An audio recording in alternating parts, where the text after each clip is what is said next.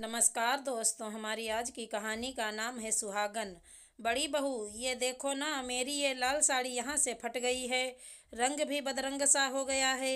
हर बार होली पर लाल साड़ी ही पहनती हूँ ना, और कोई दूसरी लाल साड़ी भी नहीं है। इस बार बाजार जाओ तो मेरे लिए भी एक लाल साड़ी ला देना। सरिता जी झिझकते हुए अपनी बहू अंशिका से बोली। सास की बात सुनते सुनते रसोई में काम करती हुई दोनों बहुओं के चेहरे के हाव भाव बदल गए। बुदबुदाते हुए बड़ी बहू अंशिका अपनी देवरानी सुरभि से बोली, लो, इनको यहाँ लाल साड़ी की पड़ी है और वहाँ ससुर जी खाट में पड़े हैं। अरे कुछ तो उम्र का लिहाज करें। अब लाल साड़ी पहनकर कौन सा ससुर जी को जिला लेंगी। हमें तो ये चिंता खाए जा रही है कि पता नहीं इस बार होली का त्यौहार सुख सम्मति से निकलेगा कि नहीं, और इनके श्रृंगार ही पूरे नहीं होते। छोटी बहू सुरभि भी कहाँ चुप रहने वाली थी।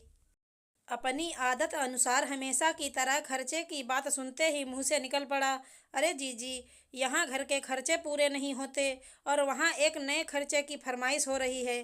शायद उनके बुदबुदाने की वजह सरिता जी समझ रही थी। उन्होंने अपनी साड़ी के पल्लू में लगी गांठ खोलते हुए बोली, बहू, ये कुछ पैसे हैं मेरे पास। इस बार की बुढ़ापा पेंशन के आए थे। मेरे और तेरे ससुर जी के कुछ बचे रखे हैं।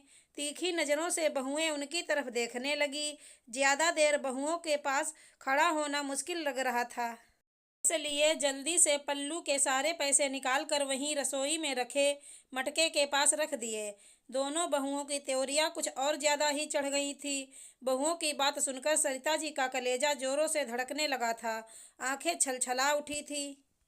बहुओं का रोज रोज ऐसा बोलना उन्हें बहुत अकरता था। उन्हें पता था कि उनके पति बीमार हैं, पिछले 3 महीनों से खाट पर ही हैं, लेकिन वो हैं तो अभी सुहागन ही ना। जब तक सांस है तब तक आस है। पति की ऐसी अवस्था देखते देखते सरिता जी भी केवल एक ढांचा बनकर रह गई थी। हर रोज भगवान से यही दुआ करती थी कि मेरी उम्र भी उनको लग जाए। उम्र भले ही 80 की हो चुकी थी, लेकिन इसका मतलब ये तो नहीं कि एक दूसरे के प्रति प्रेम और लगाव कम हो गया था। इतने वर्ष साथ गुजारने के बाद ये लगाव तो और भी मजबूत हो गया था।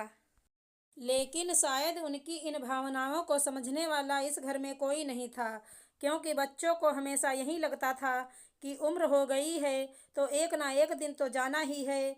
मृत्यु तो शाश्वत सत्य है, ये सभी को पता है, लेकिन स्वीकारना सभी के लिए मुश्किल।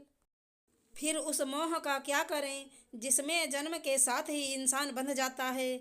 सरिता जी के जाते ही अंशिका ने आगे बढ़कर उनके रखे पैसे उठाए। ओह, 500 रुपये हैं, पता नहीं कहाँ छिपा रखे थे।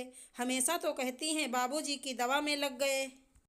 तभी सुरभि बोल पड़ी, अरे जीजी, 2 दिन पहले ही मैंने देखा था अम्मा बड़के भैया को दवा की पर्ची पकड़ा रही थी। अच्छा जी, तो इस बार दवा के पैसे भी बेटे के माथे मढ़ दिए। एक ये हैं जो अम्मा बाबू के प्रेम में मरे जाते हैं, और एक तरफ अम्मा हैं जो पैसे छिपा कर रखती हैं। हे भगवान, बुढ़ापे में भी शौक पूरे करना नहीं भूलते। मैं लाकर दूंगी इन्हें लाल साड़ी। दांत पीसते हुए अंशिका बोली। उधर होली को 2 दिन बचे थे। सारा सामान आ चुका था। सरिता जी भी आस में थी कि बहू साड़ी लाएगी, लेकिन उनकी साड़ी नहीं आई।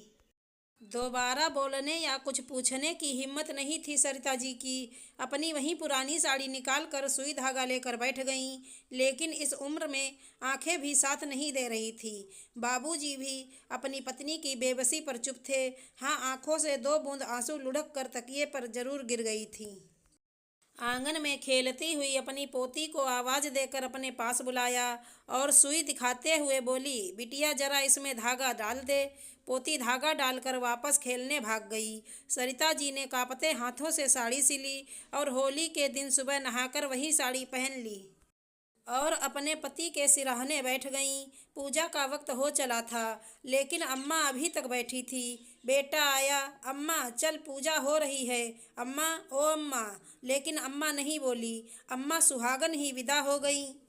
बाबूजी की आंखें भी खुली की खुली ही पथरा गईं। अब ना किसी को दवा की ज़रूरत थी और ना साड़ी की। आशा करती हूँ हमारी कहानी अच्छी लगी होगी। धन्यवाद दोस्तों।